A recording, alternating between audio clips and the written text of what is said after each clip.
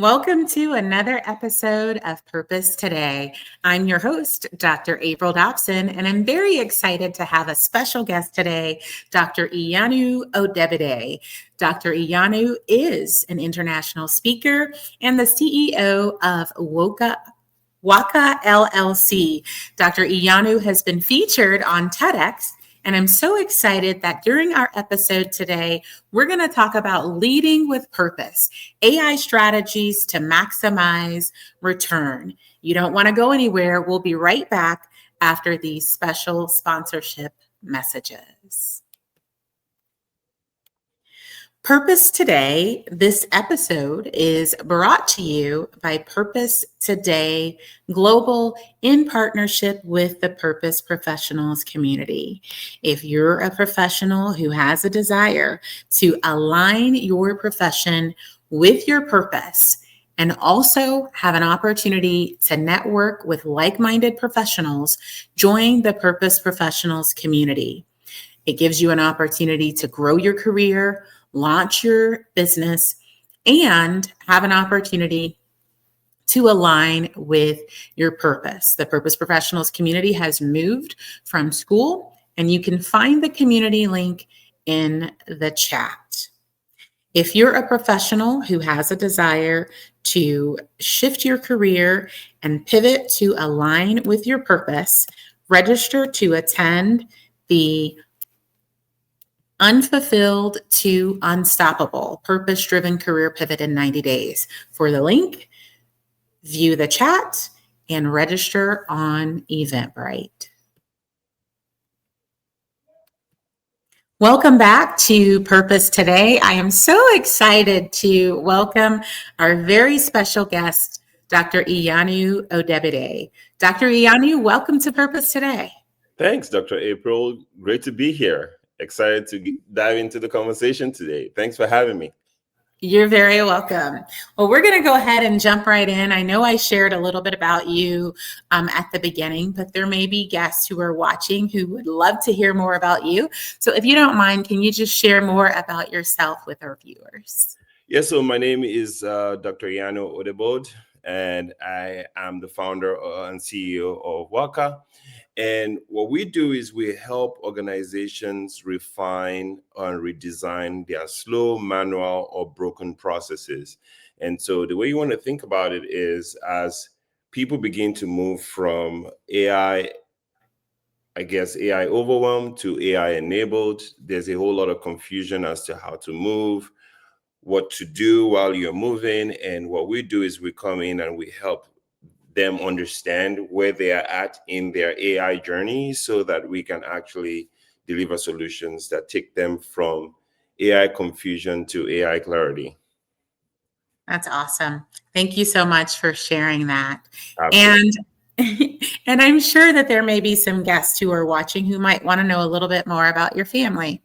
Oh, yeah. So married with a beautiful wife, 4 kids, and really my wife does cooking classes and helps bring teams together or companies, organizations together over food. And so that's really exciting that she gets to do that. As you can tell, then I don't lack food. I don't lack what to eat. So that's been a great thing. And then I have 4 kids, all homeschooled, and they're doing amazing. That's wonderful. Thank you so much for sharing. Absolutely. So I know that, we've talked a little bit about, ways to lead purposely. Yes. And, we've talked about how organizations can position their leaders can position their organizations for success. Mm-hmm. So in your opinion, what are maybe some challenges, 1 or 2 challenges that organizational leaders are facing in organizations today? So two challenges that I have observed over a period of 5 to 6 years. One is the rapid technological change, which is that systems are being developed faster than companies can actually catch up with them. And then 2 is the people bottleneck, right? So you have to people need to learn how to use those systems, because without the people, if you have the systems, and the systems are just necessary, they're just a waste. And so you want to be able to, one, optimize on people, meaning get them trained and get them all ready for what AI could do for their organizations. But at the same time, the companies need to be able to very quickly adapt to rapid changes.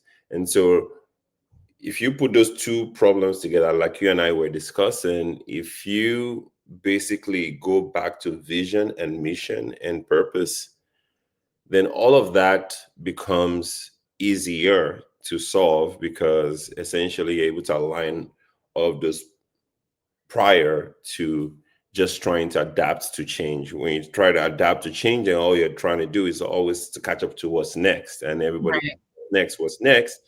Like, okay, is this ever gonna stop?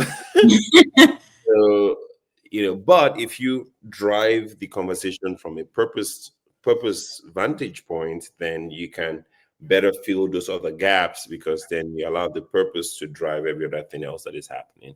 Absolutely. And, I agree with you wholeheartedly. I think that organizational leaders have to look at the mission, they have to look at the vision, and they have to look at the core purpose, for the organization. But in addition to that, I think it's important for organizational leaders to also ensure that when they look at the people aspect, because you talked a little bit about the people, that the people are also aligned with their purpose individually, so that corporately the organization can be more effective. Organizations can't do anything without the people who are in the organization. And so you talked about being able to look at that focus, but what are some practical strategies, when organizational leaders are looking at the mission, they're looking at the vision, they're looking at the purpose for which they exist, they look at the skills that their workforce, has corporately and individually, and then they look at individual purpose. What are some practical strategies that organizational leaders can introduce to mitigate some of those challenges that you just mentioned? Yeah. So I think first is really understanding your purpose. Sometimes, or your vision or your mission, and it's like your destination, right? Like, so I'm driving a car, and I'm headed towards a specific destination, right? But to get to that destination, I would have to navigate a variety of paths, right? Like, I would have to take a left turn, take a right turn. I might meet traffic on the way. I would have to navigate some bad drivers. So there's a whole lot of things that sort of come into how you get to that specific vision.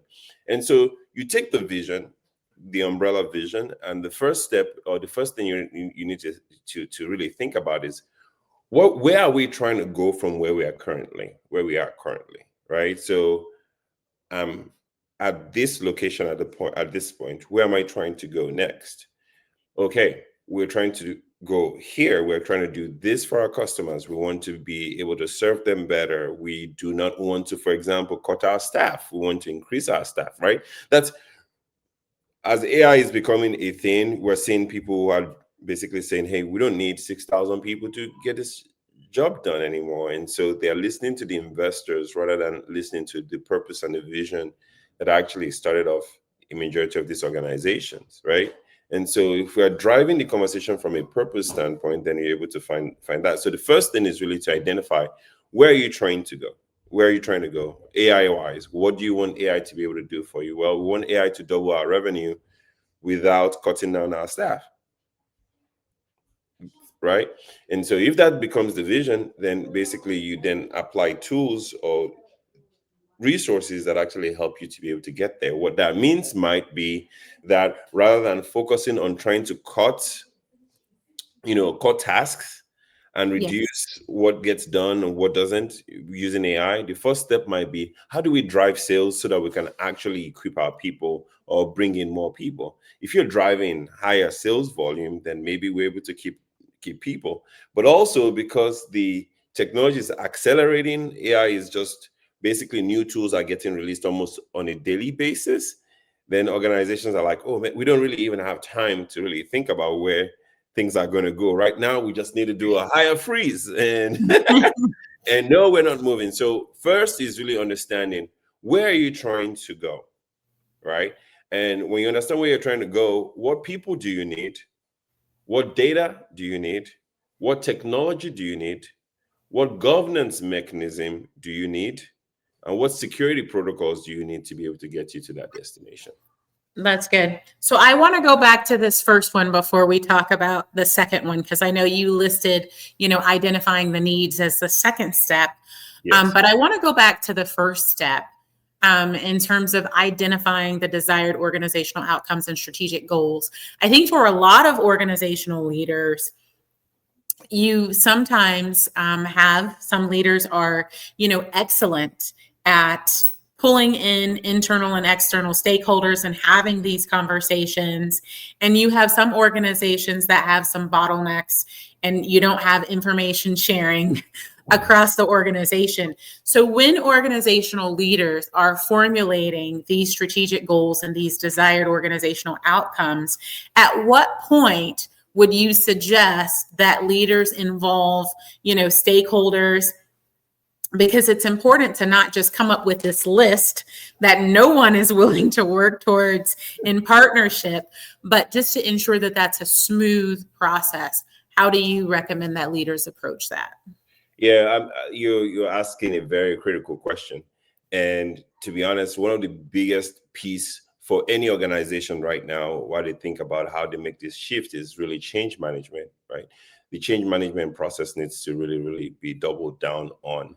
And that starts with maybe having an internal AI champion, someone who internally understands the vision of the organization, understands where the organization is trying to go. That person may not necessarily be the CEO of the organization or the chief operating officer of the organization, but this is someone who has a thorough understanding of where AI is going, what direction it's going, plus some leadership skills and leadership expertise. That person could also work with organizations as well, AI organizations, to be able to make that to be able to have that conversation or to be able to drive those changes. But once you identify the champion of the organization, like you were saying, it can't be something that just goes like, hey, here's what it is that we're going to do. Boom, you guys just let's go ahead and get it done, right? Because you might send it to the second layer of leadership, and they're like, hey, we don't even have the individuals who have a skill set to be able to meet this specific need. And so, to your point, it really needs to cut across the entire organization. And Absolutely. so, it's really what's your technical department looking like? What's the implementation team doing? What are your strategists doing? What are your data engineers doing? And how does that play a part in this bigger goal and this bigger vision you're trying to accomplish? Fantastic. And I want to go to the second one that you talked about, just identifying the needs and the strategic resources, because that's going to be very important. You talked about looking at, the needs for personnel, looking at the data that's needed, all of the technology that's needed. And I think that's really important for organizational leaders to do and have the right approach to doing that.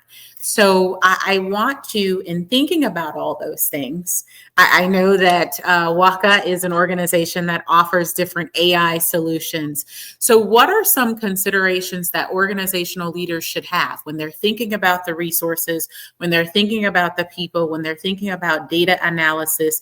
Are there any AI tools or resources or considerations that they should have to help them to efficiently arrive at all of the needs that will support their desired outcomes? That's a great question. As a matter of fact, that's what we help companies do too.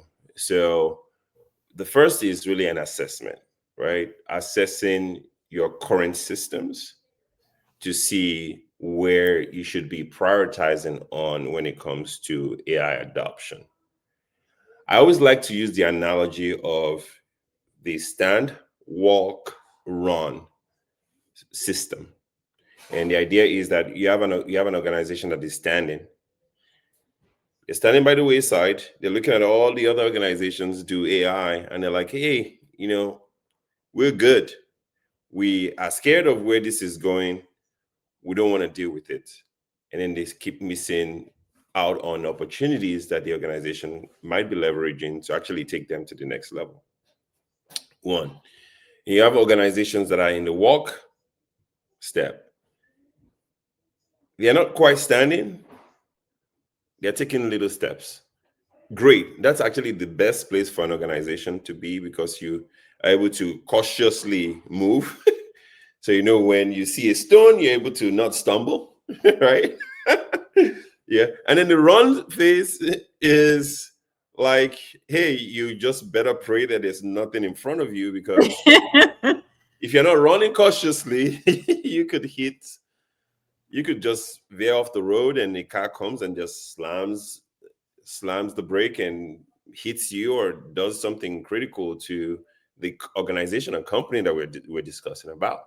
And so it's really critical for the organization to first assess where they are currently, assess your systems, assess the people. And I want to stress the people, because in the AI conversation, most of the time the people are missing. And that's the reason why we think more about how robots and things and robotic automation and things of that nature replaces people. But if we included people in the conversation, I think it would be more enabling people to do better. And so really building the people becomes then essential. Then the governance piece of it is, now we have organizations that would basically say, hey, you could use GPT. And everybody's connecting their emails to their GPTs. Everybody's connecting their calendars to their GPT. Well, what you're really doing is you're selling your personal information onto the platform. And so how do you start really thinking about what that governance looks like, so that the organization or the corporation isn't selling their information to another company that can basically use it for something else, or exposing their information to the general public to use, and then it becomes detrimental to their growth. And so it's really critical, and it's really important, one, to do the assessment first. And how do you do the assessment? You either work with an AI company that has done assessment, or basically look into your internal systems, look at your processes, look at your people, look at your data. Those three things, extremely important. Then look at your governance and sort of start figuring out how you match that. That's good. Thank you so much. Absolutely. I do want to just re-emphasize the importance of the assessment. Sometimes organizational leaders are so concerned about arriving at the outcome that they don't spend enough time in the assessment phase. So I think it's very important. Yes. And, for those of you who are joining and watching, please feel free to put in the chat, the areas that you believe within your organization you need to spend more time, assessing. Dr. Iyanu talked about being able to assess the systems, being able to assess and develop or build the people, and being able to assess the governance. We do have a responsibility to our customers, both internal and external, that we are not releasing data and information that should not be released. But we also have a commitment, to who we service, to staff, to ensure that people are in the right positions, doing the right things, and being aligned with purpose. And you have to be intentional as a leader with developing your people and having the right succession planning, the right talent management, and the right workforce development. So I just wanted to, make sure that I just further emphasized everything that you've said, and just bring an HR standpoint to what you've shared. I agree with you 100%. Really, identifying the problem is as critical as solving the problem, because if you've not identified the right problem, how do you know exactly what to solve? And so assessing allows us the opportunity to identify the problems, identify the issues, identify the things that we need to change. And then now you can turn around and say, okay, here's a systematic approach on how we're going to solve them. And to your point, and you do a really, really great job at this, just with our interactions thus far, is working with individuals and working with people is really critical to building any organization. And so if you're not building your people and you're not creating a workforce that would be able, you're empowering to be able to do better, and all they have to do is come into work and be scared that they might get laid off the next day. I mean, it's a sad situation. Yeah.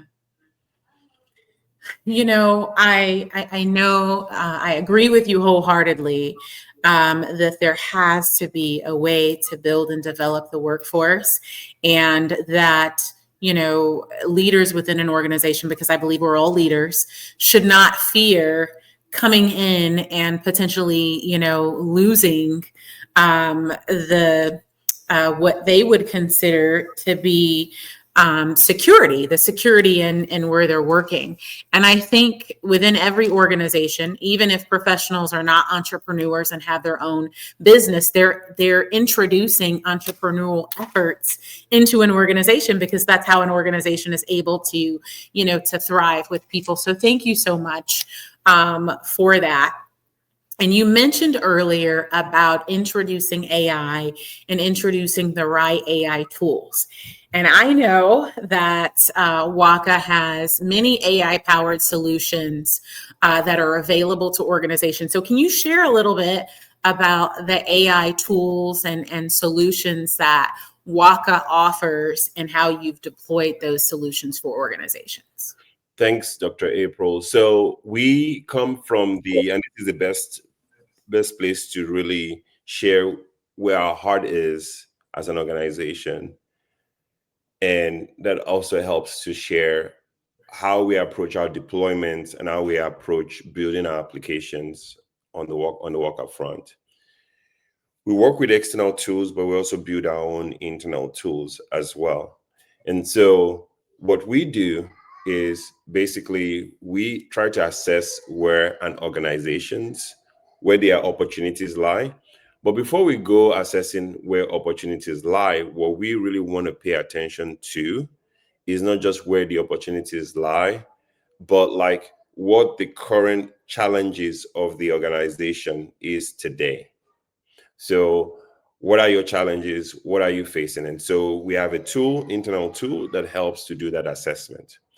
That the tool basically takes into consideration your current organization, your implementations, the tools that you've built, the tools that you have and those that you don't, the things that you're looking to solve for.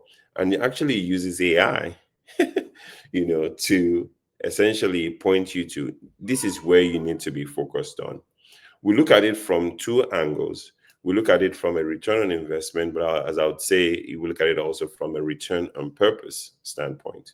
So return on purpose means like basically how are you able to drive growth around your mission, around your vision, around what it is that you've actually purposed to do for the world, number one.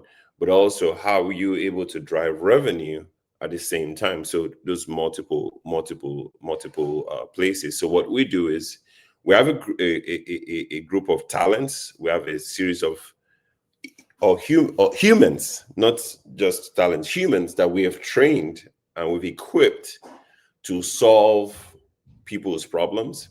And so you connect with us, you typically put the problem you're trying to solve or your project or the vision that you're trying to accomplish. And basically what we do is we take what you share with us, we break it into requirements, and we find people that would help solve those problems internally. So one, we help companies directly create tools that help them to grow, but also before they even get to creating the tools, we help them identify what problems and challenges that they have that exist and what they need to solve for based on the return on investment and return on purpose, so that we can actually build a tool that makes sense and allows them to accomplish their vision, grow their revenue, and grow their purpose. That's awesome. I hope that makes sense. It does. Thank you so much, Dr. Iyanu, for sharing that. And for those who are watching, Dr. Iyanu's contact information with the Wokkah website is on the screen so that you can further review and assess what what resources, what tools, and what solutions you can partner with Dr. Iyanu and the Wokkah team to help to bring solutions to your organization. So thank you so much, Dr. Absolutely. Iyanu, for sharing that detailed insight. Absolutely.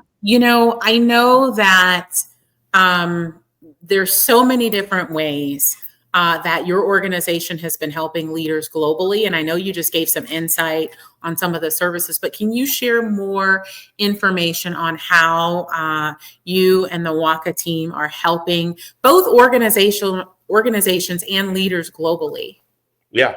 So our business is two-pronged. One is building the next generation of data scientists and AI practitioners. And I call them AI practitioners.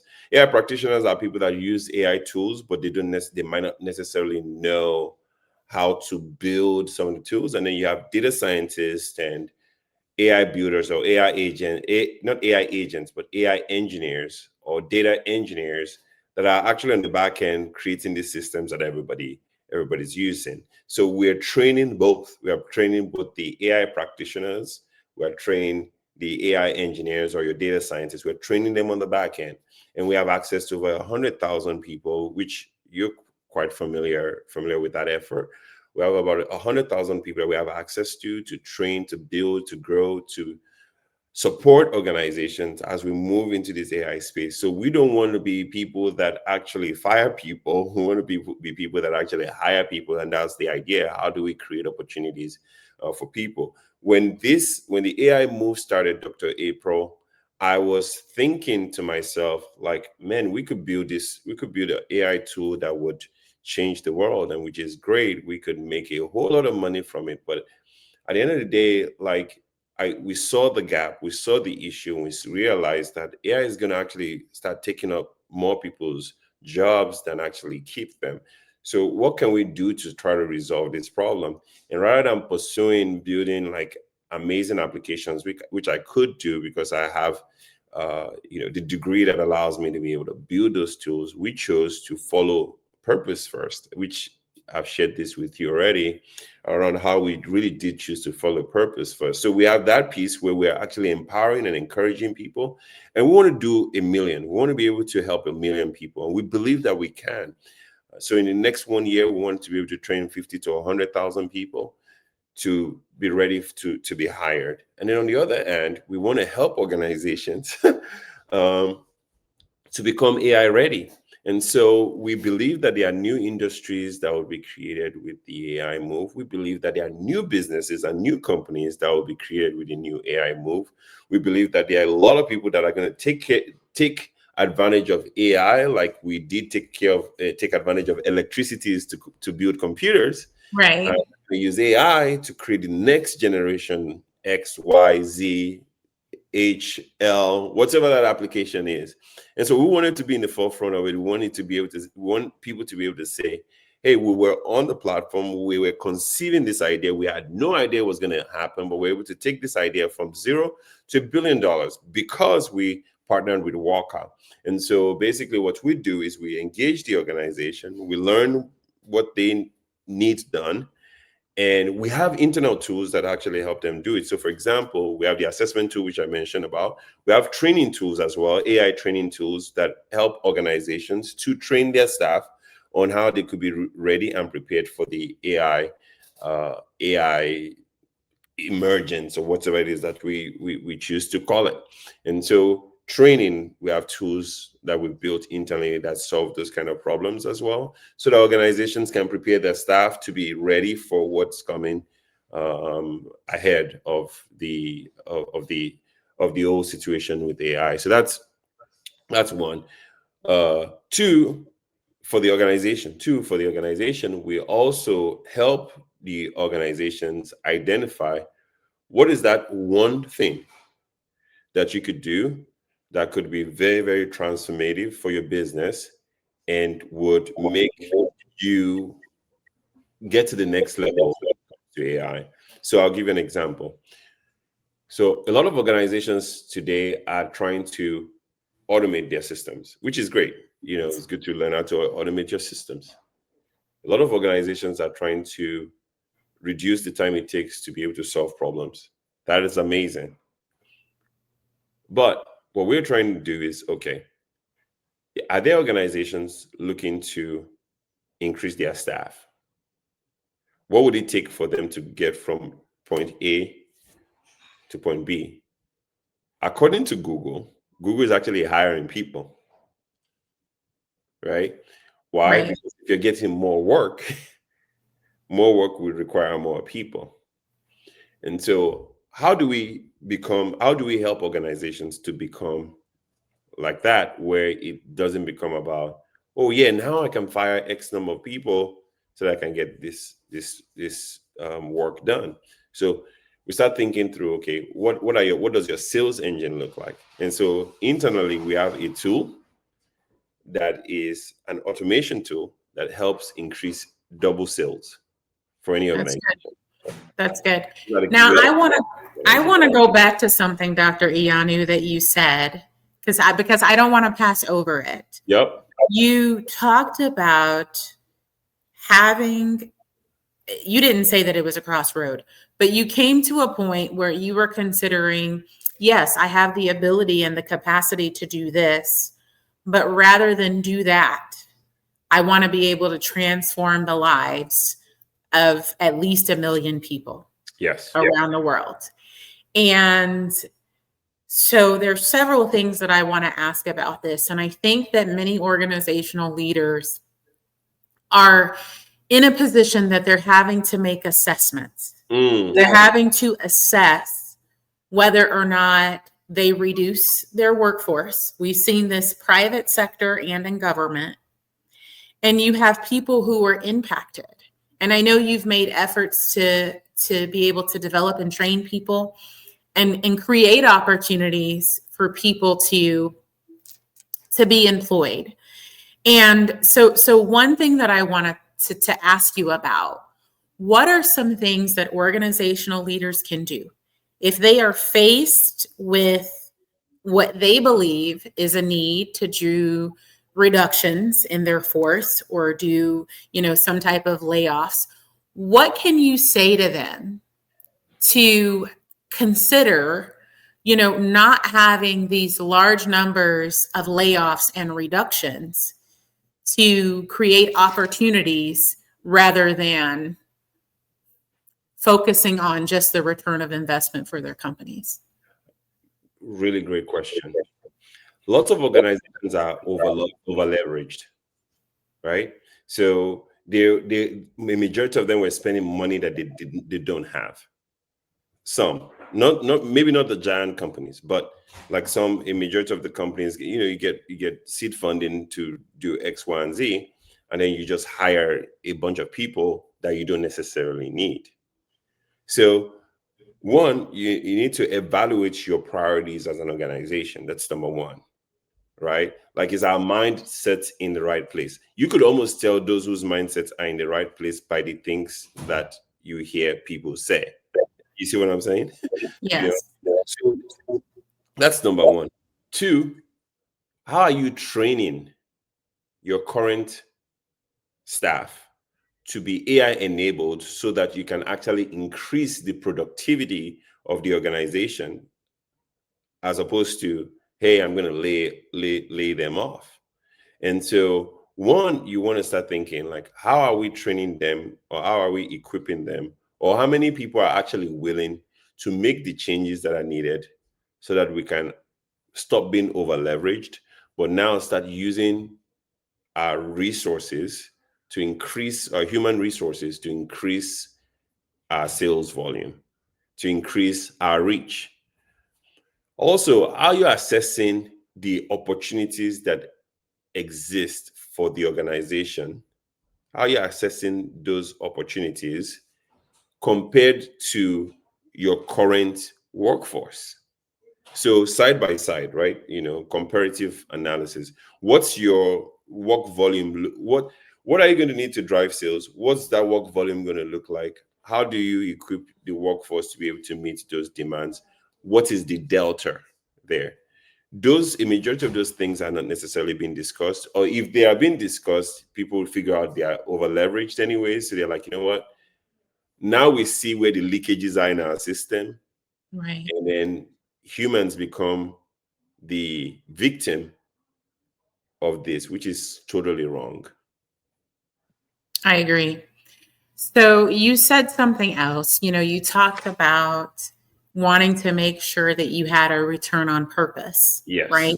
Yes. And so there may be organizations and leaders who are not looking at, purpose first, and they're just simply trying to look at their return on investment.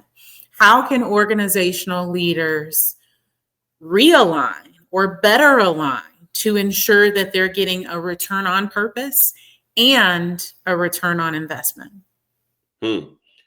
So I think really a lot of things that have driven my decisions in my life has been my faith, right?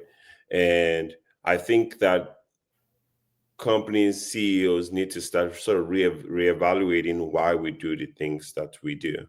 Are we doing it to help people? Are we doing it for financial gain only? If we're doing it for financial gains only, it stays with us and it doesn't get to spread. And we're building a generation. And so you never know whom you influence today, the effect of that. There's a guy by the name David who was good friends with Jonathan. This is uh, in the Bible. And basically, after his friend lost his life, he became a support to his friend's family because David had the wealth, he had the ability to be able to support that. But if he wasn't good friends and good support to his friend, then how would the family be able to benefit from it? And so what we do has long lasting impact. It might not directly impact our own financials, but it's impacting people that might be in a position to impact our families and our friends in the future. And so we need to start really thinking about what we do in the light of how it impacts people. These are people's lives. I know someone who was working in a company who just lost his job, not because he was not effective at his job, but because there were some AI layoffs. And because of that, now he has to basically take care of his pregnant wife. And so, what's going to happen when he gets laid off and there's really nothing to help hold them up as they expect their little kid, right? So, these are some of the issues that I think for people of faith and for people who also have a heart or desire.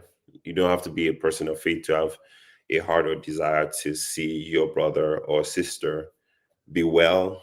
flourish, and do Yes. well. And so it's all about flourishing. We want to see people flourish. We want to see people happy. We want people see people live good lives while they are actually doing the work. It's not like you're paying them to do to sit around. You're paying them to do specific work. So if they are doing Right. specific work or they have specific expertise or are willing to learn, then why can't they be given the chance to do so? Why do they have to uh, be laid off? Yes. Thank you so That's much for sharing where that. therapy comes for us. Yes, that's good. And thank you so much for sharing that, Dr. Iyanu. And I know we didn't talk about these things I know. before in terms of questions, but I want to also take another spin because there may be people who are watching, they're not formally in a leadership role. Mm-hmm. They may want to start a company or, Mm-hmm. start a business because they have a desire to go outside of just themselves, just outside of their, you know, let's say they're a family of four. They want to go outside of their four and no more, right? They want to really make an impact in their community, not just in their household, but in their community, in their neighborhood, in their state, in their country, around the world. They want to make an impact. but they don't really know where to start. But they have a desire to really make an impact, to change the lives of people and help to create opportunities, right, for other people. Where would you recommend that they start? I know that's a big question. So this is big. This is neat. This is good. So I like that you asked this question, because I think it's also important to address this as well. So one is, you want to learn, and I'm going to go really practical now. You want to learn how to use GPT. So you want to learn how to use tools, AI tools, and there are a bunch of them. A lot of people focus on just one of them, ChatGPT. That's great. You can keep that as a focus, but more importantly, you want to ask yourself, what problems are you really looking to solve, and how can I use this tool to speed up the time it's going to take me to do the research. So now, of course, with these tools that exist, some of the things that used to take hours, 9 hours, 10 hours to do, now can take you milliseconds, right, to do. And so the first thing you want to do is, you want to use a tool, an AI tool. I don't want to restrict it to GPT. There's Claude, there's Grok, there's DeepSeek, there's a whole bunch. You want to use it to identify what opportunities exist, right? So that's the first step. And when you're plugging in the opportunities that exist, use this tool not necessarily as, hey, I trust what it is that what you're saying, but as a verification tool. So what do I mean by that? So I'm asking it the question, what opportunities exist? I'm not going to just say, what opportunities exist? Can you give me the data points to back what you're saying up? Right? Because you want to make sure that what it's saying to you is correct. A lot of people use these tools and they expect almighty, GPT answer, almighty from there. And so that's number one, use the tools. Two, once you nail down what it is that you're trying to do with these tools, use additional tools to solve the layered problems. So I'll give you an example. So you've identified the opportunity that you're trying to solve for. Of course, you need to sell that opportunity to a specific set of people. Use the AI tools to identify who you should be selling it to, but also pick up your phone or use a tool like Apollo's, which is a tool that I'm putting out there. You can use Apollo's, is a tool that allows you to be able to search for contacts based on specific requirements, specific needs or filters that you're going to put into the tool. So you use Apollo's to identify potential customers and literally pick up the phone and give the individual a call. I still do it the old school way. Like it's one thing, like I love advertising. I love advertising. I do advertising. As a matter of fact, our company we run ads and we do all of that stuff. All of that is great. But like basically me picking up the phone and me being able to get quantitative data from my customer directly is extremely life-changing. So if you're looking to start your business, don't say, hey, this AI thing, I'm not sure, I might need to learn how to become a data scientist before I do. No, you do not. You do not. Okay? You do not. All you need to do is understand what am I trying to pursue? What can GPT help me to be able to identify based on what it is I'm trying to pursue? And like I said, don't use it just to get the result. Ask it for verification. Like, tell me where you're getting these data points from, because I want to be able to verify it. Once you're able to verify it, you're working with real data that is showing that this is actually a challenging problem. Then say, okay, who are the people that I'm going to have to sell this to? And call between 10 to 50 and make sure that there's that actual pain point established between those 10 to 50 people. Then start putting together a team that would help you to continue to grow that sale. And sometimes you might need to do fulfillment of some of the things that you're doing.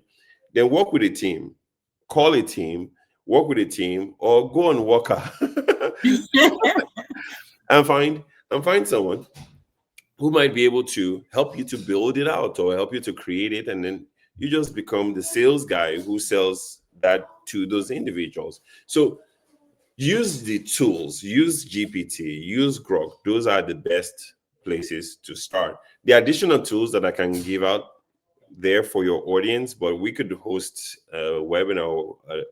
Well, it's not webinar, A virtual master event, class or or a something, a masterclass, challenge. or challenge, right? And help people with tools that can actually help them to blow up what they're doing, opportunities and things of that nature. But I would tell you, and I would tell your audience, there is a whole lot of opportunities in the AI space. Like, as a matter of fact, just to give everybody peace of mind and comfort for where AI is going, there are opportunities that we don't even know yet Yes. that are still being born from the place of AI. The reason why companies are scared or afraid now is because basically a majority are still using the old system. For you that are just coming into the picture, now you have an opportunity to level set. Okay, this is where I'm starting from. I'm starting from floor, and AI is the basis of where it is I'm starting from. So the sky becomes just the starting point. That's excellent. Thank you so much, Dr. Iyanu, for all of those tips. I think one of the things that really stood out that you said is making sure, and I'm paraphrasing, that as people are putting their inquiries into the various AI-based platforms and tools, that they're giving it the right prompt, that they're focusing the type of inquiry so that they can get the right information, and that they shouldn't just rely on whatever AI tool or platform they're using. They can ask the system to tell them where the information is coming from, because they need to do the validation. What they're receiving may or may not be correct. Exactly. So building in those other layers is going to be very important. But as I understand it, they're using the AI tools for layers of the process. Yes. So and it's helping them to brainstorm at an accelerated rate. Yes. I read something earlier today. No, it wasn't. I wasn't reading something. I saw a reel that said that there's AI tools that can create a website in as fast as 90 seconds or less, right? So there's so many different things that we can do with AI, and it's making sure that we put the right prompt into the system so that we get the right output. Absolutely. For example, Canva, like the tool Canva, yes, for graphic design, will create a website in milliseconds. There's a tool, Realum, that would create you a landing strip in seconds. There's another tool there. Of course, the ChatGPTs also have their inbuilt tool that would generate code that would build a website in seconds as well. And then for application development, there are tools like Lovable that will generate an application, not just a website, but an application. That's awesome. Right? But it's not enough for it to generate this. How do you know what it's done? How do you trust what it's done? Right. Is what's happening is a lot of people are so dependent on the tool that we lose our ability to actually think in the process.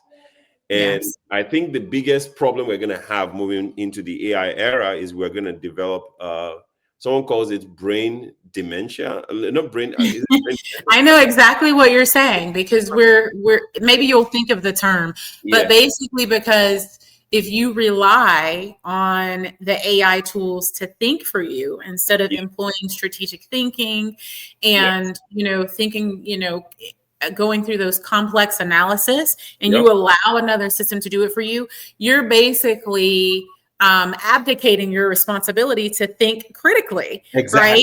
So you're giving away your authority to think, and you're not exercising, your critical thought, and you're not using your brain for what it was designed for. And so underuse results in, losing some of that sharpness that you would have. Exactly. Imagine that you're using AI to create a grant. You're probably very familiar with the whole grant creating process. So let's say, for example, I put all the questions I wanted answered for the grant into my AI system. I'm just using this as a hypothetical example. And I'm not saying not to use AI for grant writing. That's not what I'm saying at all. I'm just saying verify what it is that you're doing while you're doing it. But let's say you put all your questions into the system. It generates the questions for you. You send it to the reviewer, and the reviewer says, "Oh, we need you to answer this, and this." So imagine you put what the reviewer says you should answer, you put it right back into the AI tool, and then it does it for you. And then maybe you went through 7 rounds of reviewing. At the 7th round, if you're feeding it into the AI system and you're not reading what it is that you're feeding right in, you don't even know what's in the grant any longer. Exactly. Dr. Iyanu, that's an excellent example. But I want to also correlate it to how when people started utilizing spell check or auto yes. how they forgot to spell certain words because they weren't spelling them. So I can think about my first computer. Our parents, I think it was a Tandy, maybe when I was about 9 or 10 years old. It was a bigger computer than what we use today. But computer systems have even evolved where now it has an autocomplete when you're typing. And when you get in a habit of texting and it autocompletes and you're not really having to spell words out fully, or you're relying on your computer to do a spell check for you, the thing that AI doesn't know is it doesn't know the context in which you're saying what you're saying. Yep. So yet again, how people lost their ability to spell, appropriately from using these auto systems. I think it's a direct correlation to the capacity that we can lose from thinking critically by relying on AI. So 100%. yes. 100%.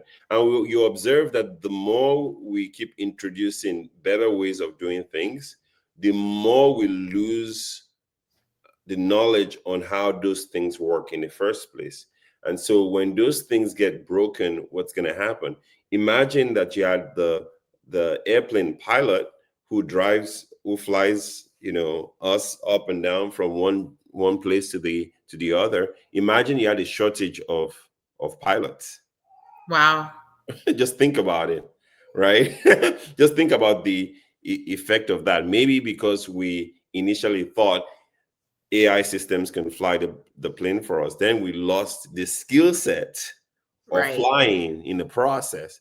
And because we lost the skill set of flying in the process, if anything happens in that knowledge transfer, then basically you have a whole generation that doesn't even understand how planes actually work, because we basically outsourced all of that knowledge to a particular system, which now we're so far from being able to understand how they work.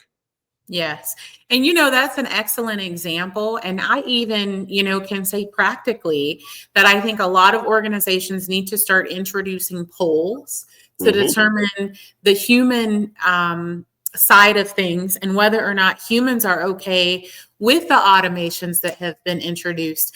I remember about a month ago, I decided I was going to order something online for pickup in store because there's this particular, I'm going to leave the brand of the company anonymous, but they opened a new location in my area, and the location that they opened had a drive-through, but you could only go through the drive-through if you called ahead. Well, they don't even take the order over the phone, but you had to order in advance on the app or online in order to go through the drive-through. Well, I didn't check my order before I left. And this is a place that sort of assembles your order based on what you select. And I didn't check it before I drove off, and I got all the way home, and a core ingredient or component was missing from my order. And so I tried calling in to talk about the issues so that I could go back and get a replacement. And it was an AI agent helping me. And the AI agent didn't give me the option of how I wanted it resolved. So it just gave me a free beverage. Well, I'm sorry, a beverage isn't a proper replacement for an actual meal. My That is goodness. incorrect. So again, it's about having all of the tools, being able to ensure that you're not losing the ability to do what needs to be done. That human touch, that human interaction is what's needed. And Mm, in that case, there should have been an option to speak to a live human, but there mm, was not. So mm, again, that was complete outsourcing to mm, AI to handle something that AI was not equipped to handle. mm, So, and then it said that it closed my ticket because it was resolved and it was not resolved.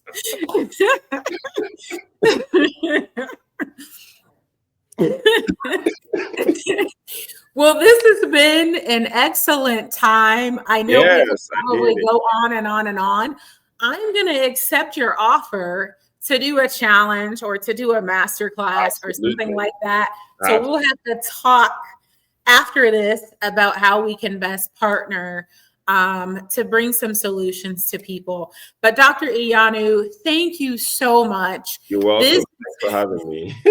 You're welcome. This has been an absolute joy. I have really, loved talking with you about how we can lead with purpose and some strategies that organizational leaders can use to maximize their return on purpose and their return on investment. Absolutely. Is there anything else that you would like to add before we conclude today? Well, first of all, thank you so much for having me. And one of the reasons why we was really excited about the conversation was that, like, a majority of the things that you're doing are human centered and centered around empowering humans to do. And like you and I have been discussing all through the session, we're not necessarily going to all stay in our bed and expect that robots will bring the food, because we're going to be incapable of moving after a while, because we're going to develop blood clots and things of that nature from just staying on the bed. So there is a part of the world that requires our engagement, our function, our moving around, and we make the world a beautiful place. Like, we make the world a beautiful place. And so pushing that human interaction, pushing that purpose, because you can try to feed purpose into a robot, but it's not going to be similar to feeding it to a human. And so Right. and what makes us human, what makes us do the things that we do, are solely because there are things that God has placed in us as gifts that we get to share. So I believe that, like, when it comes to AGI and super intelligence, all that stuff coming up, I think nothing is still going to replace the giftings and the talents and the things that God has placed in all of our hearts and mind to do as humans. I Uh, agree. and so whether you believe in God or not, all of that, we're all called to do something.